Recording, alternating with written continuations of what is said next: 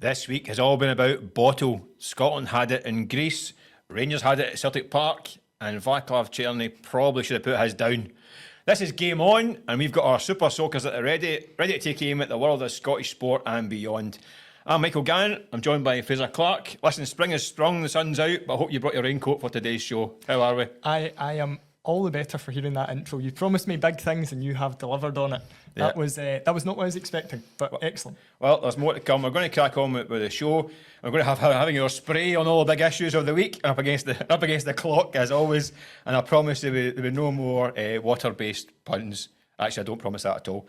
Okay, so listen. First up, as always, straight into the talking points. And the first one also will start with Scotland and Greece. Fantastic 1-0 win out in Athens.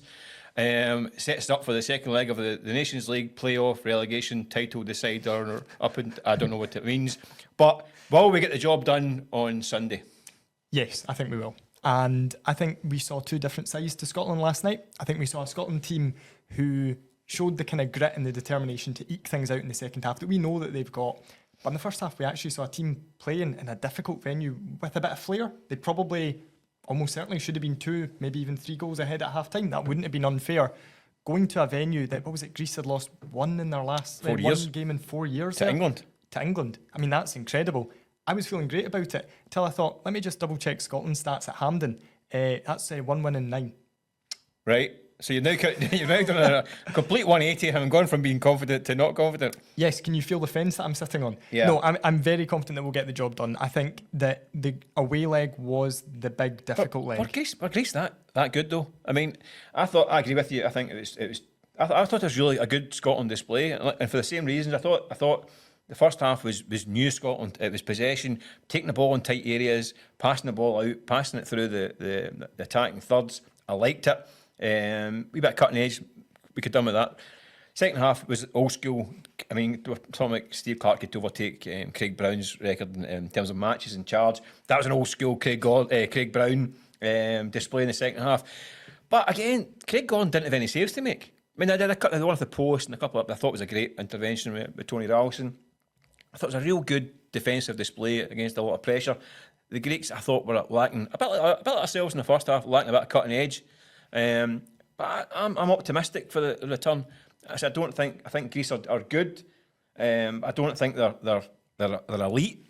I don't think they are an A team, which is what we're trying to stay to be. I think that's how it goes. Do we get a trophy on Sunday if we win this one? Does everyone get a trophy in this competition? Does nobody get a trophy in this competition? It's kind of beyond me, but I like it. I like it now because we're going to have a chance of winning something on Sunday. But yeah, so neck on the line. Do you think we'll see it out? Yeah, I think we will. And I think because we've seen the two sides, and I almost see the first half and you touching it as like new school Scotland. Let's concentrate on our own teenage wonder kid. Lennon Miller called up to the squad. A bit of a stooshy. I mean, this must be one of the most bizarre stories in recent times, but we have a few in Scottish sport. Lennon Miller, I think he said... a slight mistake. He said he wants to be the best player, Scotland's best player in the next few months, right? And I think he meant years, right? He said months, meant years. At the time, people who were at that press conference took it in the context that it was meant. Didn't become a big story over the weekend, really. Then John Carver says, "Yeah, the boy is still in his lesson and all that." Kind of, actually, a wee bit of a public slap down. Then the next time we'll get Steve Clarke saying, the media are really negative in this country, having a go at the boy for being... I'm like, wait a minute, hold on a minute here. This is a story that's going arms and legs. But let's boil it down. If he wants to be the best player in Scotland in years to come, is that a bad thing? No, I think... who was it I was listening to? Pat Nevin, I think, on Radio Scotland last night, said every single player in that Scotland squad should have that mentality, or else they shouldn't be in the squad, and ultimately they wouldn't have made it. I don't see the issue with it. Hugely talented player, backs himself, knows what it takes to get to the top. Why not? If you're going into that squad and going, I want to be mediocre in 5 years' time, in 6 months' time, I don't want to learn off these guys, they're better than me. Yeah. No offence, but I probably don't want you in the Scotland squad, and neither will Steve Clarke. 100%. I've said all week. I don't know. If he had said months, I wouldn't have a problem with it either. I wouldn't have a problem with it. I want to see our young players aiming high. I think this story is a problem. I don't think John Carver had seen the response. I think he was asked a question, assuming that quote was taken and it's what he actually said in terms of the context. And I think he's answered that question thinking there might have been a bit of Astoushy, not realising there hadn't been Astoushy. And I think he did. And listen, I must admit, unashamedly, I love John Carver, I love Steve Clarke. I know they're kind of grumpy men sometimes. I like that about them. And I think these two have created a kind of story out of nothing, really, not rather than the other way around. Lennon Miller, listen, aim for the stars, wee man, and let's hope for the best he gets there. If we're going to need fresh legs, he might be the man. I think he might need to wait, but being around the squad will help him. Like you say, learning from McTominay, Ferguson, Gilmore, John McGinn, all these guys, he's learning a lot from them. In terms of the game against Greece, I mean, the lineup on Thursday night, interesting, some selection issues. Do we think that Steve Clarke's got a kind of surprise up his sleeve for the return game? How do you think he'll approach this one? How do you think what changes do you think he'll make? I think if I know Steve Clarke like I think I know Steve Clarke, no, I don't think he'll spring a big shock on us, and that might be down to personnel as much as anyone else. So you look at the players who were on the bench. We had Tommy Conway, Lennon Miller, Jack Hendry. I can't want to say Jeff Hurst. I think John McGinn said that as well. George Hurst, Scott McKenna, Kevin Nisbet, Ryan Porteous, Kieran Tierney, and James Wilson. How many of them are a game-changing option that you would build your whole team around a different shape? You're maybe looking at, does he go back to 5 and bring Tierney in? This is the one I'm thinking about. I don't think he will. No? I don't think he will, because it worked on Thursday night, and that's the reason I don't think he will. Would he want to reshift everything to get a Tierney, obviously a phenomenal player, one of our best players, but a guy who's not playing that much football at the moment, so it's not like he can have too many gripes about not being in the team. Thursday night went as well as it could have done, and then you've got Tierney in reserve. The one that I maybe look at is, and he'd spoken about it post-match, he spoke about Grant Hanley's lack of game time. You know, had a really, really good game last night. But Hanley and Suter I thought were immense. But 33 years old, I think he'd played 8 minutes in the previous 3 games or something like that. I wonder if Scott McKenna comes in, depending on how much Hanley's feeling it, because you would think at that stage in his career, with that limited amount of game time, maybe he'll be feeling it a wee bit. Oh, big Grant's made of stern stuff. He'd be fine. I don't think there's a problem there. Excuse me. I do think he might go back to the back 5 with Tierney. Only because I think if that's the way you end up the other night, you kind of Greece have got to come out and go for the game, haven't they? But I think I'm not saying that Clarke's naturally cautious, but he does do risk management in these kind of games. I think he might go with a 5 with Tierney in there. I think he's played enough. And he's had his recent game time at Arsenal, albeit as a winger, left wing and up front and all the rest of it. I think that's maybe the only kind of change. I think maybe McKenna coming in as well, making it a 5. I can see that. I would like to see some of the young kids get a run out. I don't think this game matters, to be perfectly honest. I've said this before on this show that the Nations League to me is unfathomable. I don't particularly like being in Group A anyway. So I'm not that bothered about the result. I'd rather see guys getting a taste. But I've got the friendlies in the summer, but I wouldn't mind seeing Hurst and Lennon Miller getting a wee sniff of it. But we'll see. Listen, it's going to be a cracking night at Hampden anyway. I think it will be good, even though I don't know what's at stake and what the ramifications might be. And what the other game is, you have to keep an eye on and what it means for us. I'll be there. I'm in. I'm going to enjoy it. How it works out, I've got no idea. But listen, let's spin back, and it's only been it's less than a week since the derby in Glasgow, and the fallout has rumbled on all week. But in terms of the actual match itself and the games, it's now 3 games in a row. Rangers against Celtic, they've played pretty well. They've won 2 in the bounce. 9 goals in 3 games. Have Rangers got Celtic spooked? I'm going to say that there's 13 reasons why they maybe aren't spooked. Right. However, is that not 13 reasons that other teams aren't spooked by Rangers? Possibly, yeah. But I look at it and think Celtic aren't spooked now because they're going to win the league. They're probably going to win the Scottish Cup in May. They're certainly hot favourites for it. What I think there will be is maybe an element of caution. So Celtic at the start of this season, certainly Celtic under Ange, Rangers could have appointed anyone they want as manager, been taken over by anyone they want, and I think every Celtic fan would still have been confident we're going to continue this period of dominance because what we've got is so good. Now, they are maybe beginning to look half an eye on the takeover, half an eye on who Rangers appoint, going, next season's not a done deal. And I think in previous seasons, it's felt like the following campaign, Celtic will win it. Rangers might get closer, but Celtic will still win it. Next year, because everything's up in the air, I don't think Celtic can have that same confidence that they've maybe had before. Right. And it shows that they're beatable. And if you're Rangers, you're going to take huge confidence from the last 2 games, and you're going to go, right, we've proved we can do it in front of our own fans. This is a Rangers team, a Rangers squad who for years are bottlers. That's what their reputation is. They've now shown they can go to Parkhead okay, throw away a 2-goal lead, but then come back and win 3-2. I think that's huge for them confidence-wise. I don't think Celtic are being spooked by Rangers, but I think they have got food for thought. I mean, I think you're losing 9 goals in 3 games against a certain opponent. It clearly they've got a way of playing that's causing them problems. I think Celtic's midfield getting pressed slightly higher up the pitch. It's not a full high up press. It's more letting Celtic come into midfield, then trying to win the ball off them. It's worked for the last 3 games. It worked for a half at Hampden, worked at Ibrox, and it worked for a half at Celtic Park. The caveat is Celtic won eventually at Hampden. They were really poor at Ibrox. And the game at Celtic Park, Celtic could have won the game. At 2 each, Celtic could have won the game. They caught out on a ball at the park. So Celtic at their worst is narrow losing to Rangers at their best. I think they'll know if they raise their game. They're still a superior squad, man for man, but they do need to find a way to combat this Rangers way of playing against them, because it is causing them a problem. And very quickly, that's Celtic without McGregor and Celtic with a centre-half playing his first game in a year or whatever it was.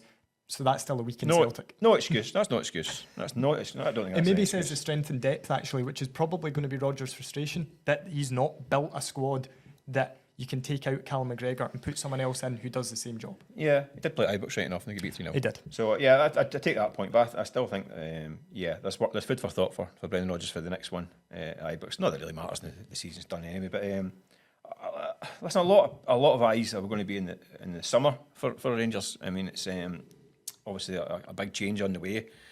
The San Francisco 49ers backed takeover bid is moving along. Interesting week for Rangers. Obviously, they're celebrating the victory against Celtic, but they also got hit with a UEFA charge for offensive banners in Europe. What do you think the 49ers crew are going to make of this kind of thing?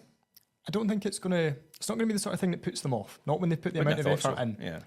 But it is maybe the sort of thing that spooks them a little bit.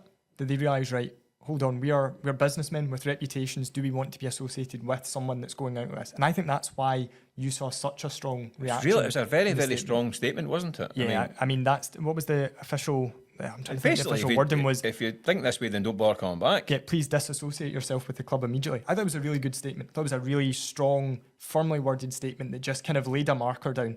And I also think that if you are in Rangers support and maybe you are supporting, I mean, good luck working out what the banner was trying to say, because it was completely illiterate. But if you are in Rangers support and you think that banner represents me, then maybe the football club is going to be moving beyond you under the American ownership, because they have, I mean, we don't know how big a part they played in this statement, if any, but it feels like maybe their hand was involved in it. Well, I don't know if it's involved in it, but I don't know if the statement was perhaps for them as much as it is for the fans. But listen, Rangers have got obviously a new CEO and a new chairman, so maybe it is a new way of thinking. Right, we're going to stamp on this early.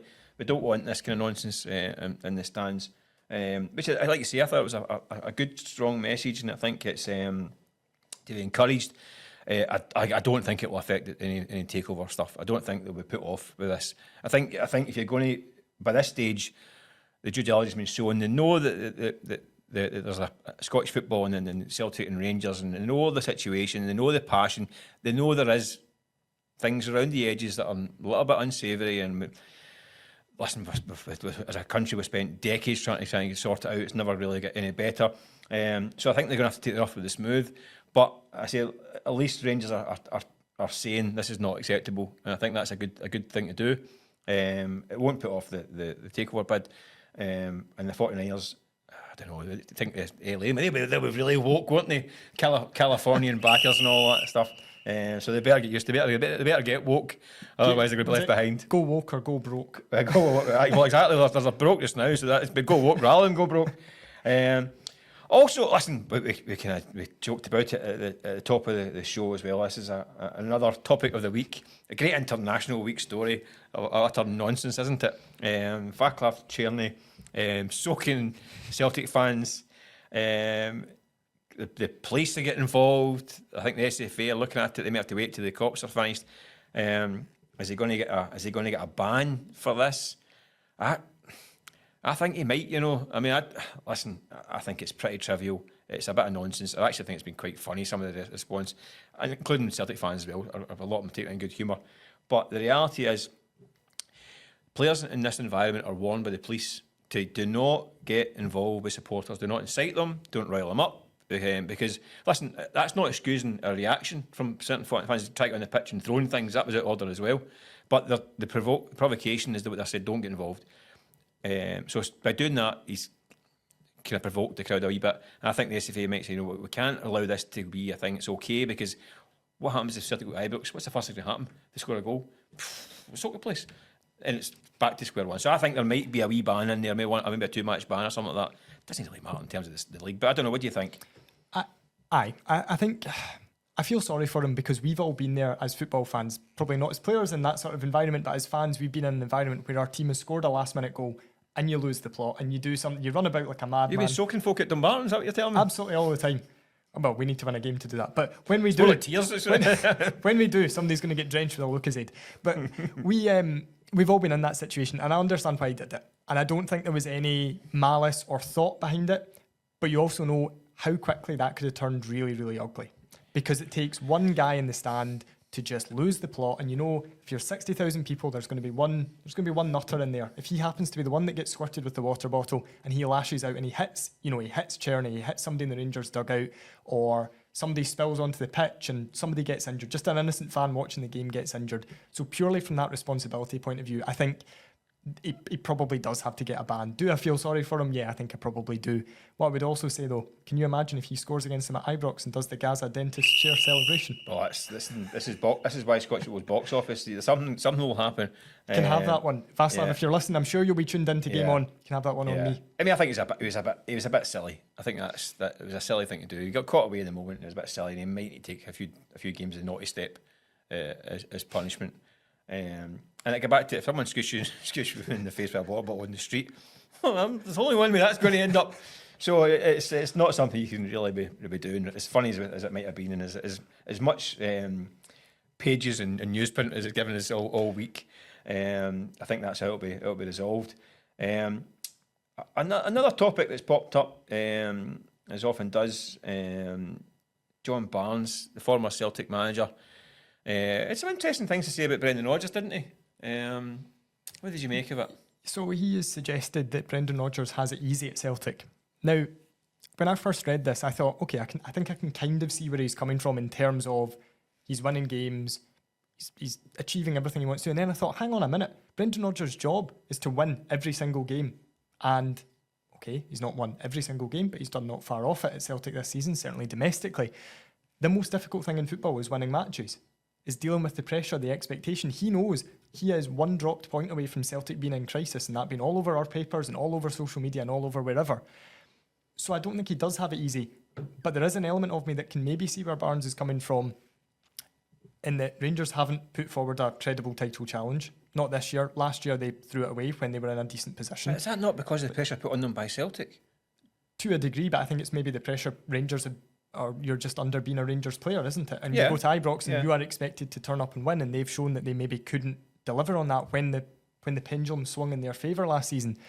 But there's also that part of me that starts thinking back to Neil Lennon's time at Celtic and how bad things got before the board acted. And you now wonder, how bad would it get for Brendan Rodgers? Obviously, nowhere near it now before he was under serious pressure from the board. And I can't see a situation where he is. So maybe Barnes has a point in that regard, but I know that you were none too impressed with his comments. Well, I mean, the Celtic job is easy apparently. Well, John Barnes made it look pretty hard when he was in charge at Celtic, didn't he?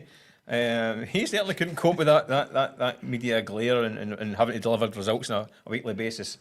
I mean, I think the point being, so the theory is loads of money, a dominant, and Rangers not so good. That makes it easy. Right? I don't think that's the case. I mean, Rodgers is on course to win 12 out of 13 trophies.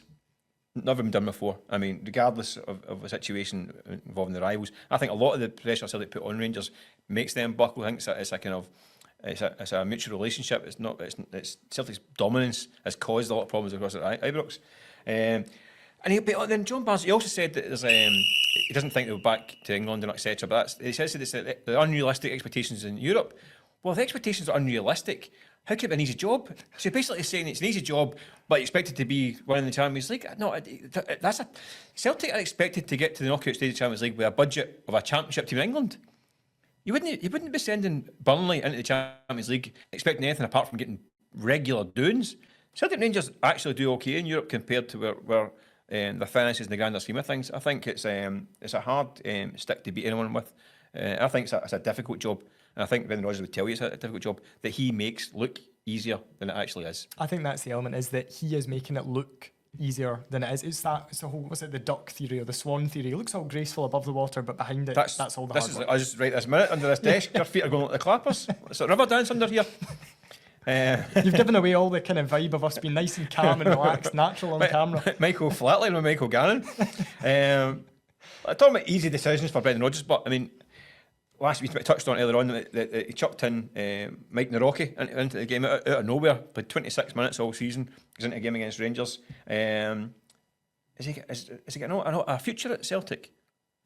No, he can't have a future. No, I mean, they spent what? It was far from the worst against Rangers last week. No, but they spent £4 million on him. They've had a defensive crisis. They've been in games where they could rotate, where they could rest. You know that Carter Vickers is not going to be fit to play every single game, and he still can't get a sniff. Murray off the bench ahead of him against Aston Villa. Yeah, and he still can't get a sniff. And I think Nawrocki looks like he's probably an alright defender. I'm not sure if he's a good enough football player for what Brendan Rodgers is doing. Just not that natural ball-playing centre-half that he'll be looking for. And I think that's maybe why we've seen when Rodgers doesn't fancy someone, his mind's almost made up. And I think potentially Kyogo is the most extreme example of that. You knew quite early on, Kyogo, maybe not his kind of player. And sure enough, although he still played fairly regularly, he still scored a decent number of goals. Yeah. He just phased him out. And I just get the feeling that he doesn't fancy Nawrocki at all. I agree. I think he's not good enough in the ball at his feet. I think he can only pass the ball where he's facing. I think he's a good underseed defender. I think he's okay in the air. He's strong enough. But I think he played that great against Rangers. I know people say that he wasn't the worst in it. I agree. There was probably more ahead of him in the queue of who's stinkers. I didn't think he was that great. I don't think he's got a future either. Mention Kyogo. Should Celtic be going back and get him back? I mean, the model is now sell these players for big money and then go and buy them back for buttons. So apparently he's been bombed out at Rennes, £3.5 million. Do you go and buy him back? Probably not, because I don't think they fancied him. However, are you going to get a £3.5 million striker like Kyogo? Well, here's the thing that I was wondering about. Every time I read about Kyogo in our esteemed publication, or every time that I write something about him, it strikes me that Celtic might be able to get him back for even less than £3.5 million. What are you talking? I mean, he looks like he's been bombed out. Is there a potential for Kyogo to come back on a free? I don't think they will. I don't think it will happen. But if you are offered and he goes, look, my heart's set on coming back to Glasgow and it'll be £1 million, you'd be a bit daft to say no, absolute wouldn't you? no-brainer. Maybe Rangers will be sniffing about. I think having done the old switcheroo with Jota and Kieran Tierney, I think if they got back for nothing, I think the fraud squad would be raiding the offices at Celtic Park. That's this new model of selling their own players and getting them back for nothing. I think that would be a bold one. I can't see it happening, but listen, just throwing it out there. Fans will be talking about it. If they can get Kyogo for £3 million in the summer, you're not going to get a better striker for that value, and you know what he can do. And you would listen. Stranger things that happen. We didn't think we'd see Jota and Kieran Tierney back in Scottish football, and they've both come back. But listen, slightly changing subject, but talking about uncertain futures up north. Listen, it ties in with John Barnes, who was famously beaten by Inverness Caley Thistle in the Scottish Cup. Super Caley going ballistic. Unfortunately, now it's Super Caley going bust. Worrying words about the future of the club. How do we see that one unfolding? It's been a bit of an emotional rollercoaster, I think, this week, because we had Alan Savage, who is, what's his official title at Inverness? I'm not actually sure. Is he interim chairman or something would be like saviour, I think, or potential, yeah. Firefighter. Who's ploughed in, I think, over £1 million of his own money. Yeah. He said along the lines of, look, I'm running out of money here, and there was word from the administrators that nobody was interested in taking over the football club. Now that, as a fan of a club who are currently in administration, if word came out nobody's interested, that's incredibly alarming. Yeah. He then spoke about moving them to a stadium out of the University of the Highlands and Islands campus. Yeah. We were talking about that off air. That feels like a League Two, Highland League in their case sort of move. What I would say though is, since then, it feels like maybe the model or the wording has changed a wee bit, and Savage has started to sound a little bit more positive about it. And I wonder, we know he's a very, very canny, sharp businessman. I wonder if he is trying to play a system or play games. This is all planned out so that he gets ultimately what he wants, and he is somebody who has the club's best interests at heart. No doubt about it. Yeah. Don't invest over £1 million of your own money into it if you don't. So he is somebody who's got the club's best interests at heart, and I wonder if this was all I don't want to say a ploy, that's maybe too strong. He's moving chess pieces around the board at the moment, isn't he? He came out publicly, but there was a modus operandi, there was a kind of a reason behind it. Listen, don't be using big fancy words in this podcast. I mean, easily confused here. Only got it out of Limmy's show about 15 years ago. I don't know how that's. If I can't spell it, I'm not saying it. I worry. I mean, I'm worried about. Inverness, I think, has been a great story in Scottish football. I know people don't. I know there was a lot of outcry and emotion when the merger happened back in the 90s, and there's some people up there who just still refuse to kind of acknowledge the club from the kind of rising up from the Caledonian Thistle and Inverness. I just think they've been a great story. I mean, coming through the leagues, and we'll find out with the level in the game. It'll be where it is. As long as it's sustainable, I think fans will be happy with it. A wee word for the job that Scott Kelleher's done as well since he went in. Brilliant. Like, phenomenal job. And it must be so difficult. He's somebody who, again, loves the club, cares about the club. He's done that apprenticeship, working his way right up through the ranks, knows the club inside out, local boy. I think he is a superb ambassador for the club. And whatever level they're at, I imagine he will be their boss. And I think he'll be a big success. The most important thing is we keep Inverness and Ross County on the football map, because Inverness is the best night out in Scotland. It's the best trip we can go on all year. It's had many a good night in Inverness, and we want that to continue. That's the most important thing. How many nights out we get? Because my football team certainly never get results up there. So no, but you get a good pint and a good night out in Inverness. But listen, finally we'll change sport altogether, and from jackets being in sugary pegs, we'll talk about green jackets. That was slick, smooth. Not as smooth as it could have been, but we'll go with it. Rory McIlroy, I don't know if you're a golf man, he won last week at the Players' Championship at Sawgrass. Came back on the Monday for one of the funniest playoffs I've ever seen in history, when the boy playing against went all monthly medal, and it was an absolute nightmare in the playoff, and Rory coasted to victory. Another £4.5 million in his pocket. But everyone's now talking about the Masters, so it's coming up very, very soon. It's the one that he desperately wants. It's the one missing from his Grand Slam. Not won a major now for 11 years. This is the one he wants the most. But is he going to do it this year? I think he's got a great. I mean, he's the best player in the world right now. Scotty Scheffler's having a bit of a wobble, which had to happen at some point because he's been like a robot in the last 2 years. I just hope. I'd love to see Rory win it. But do you think he will? Do you think he's got the bottle for it? That's the big thing. So as soon as my brother's a big golf fan, so I messaged him straight away. He said, "We're talking about this in the show. What do you think?" And he just came back. He's a bottler. Well, back to the bottle. back to the squishing bottles again. Listen. He's got it in his locker to have a wee bit of a bump on the way home. And he's seen it at the US Open last year when he had a wee putt that won it, which would probably been devastating. I think he's got a lot of scar tissue, and he's got a lot of scar tissue at Augusta. I've been blown it a few times there. I think if he had a 2 or 3 shot lead going up the last back nine on Sunday, I think I'd be watching it from behind the couch. As a Rory fan, I think it would be too much. I think I'd be sparking my third bottle of Bucky, trying to candle it. I think he needs to have a 5 or an 8 shot lead going up the last few holes. I think if he gets a good lead, I think he would see it out. But if it's tightening up the stretch, it'd be fantastic to watch it. But I don't know if I could bear it.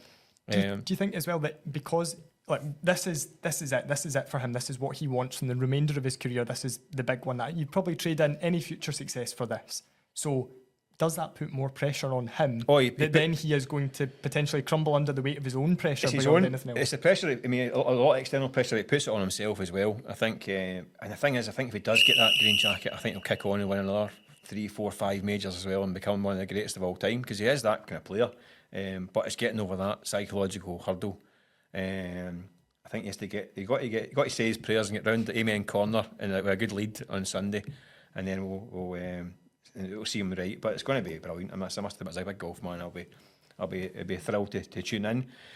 But anyway, never mind green jackets. We're going to stick our coats on, our raincoats or otherwise, and get up the road. But listen, thank you for watching as always. You can catch us as usual on YouTube, Spotify, Apple Podcasts and all the other places, and we'll be back next week to see what other nonsense awaits us in the next 7 days, and we'll tackle it in our usual hopeless fashion. Thanks for watching.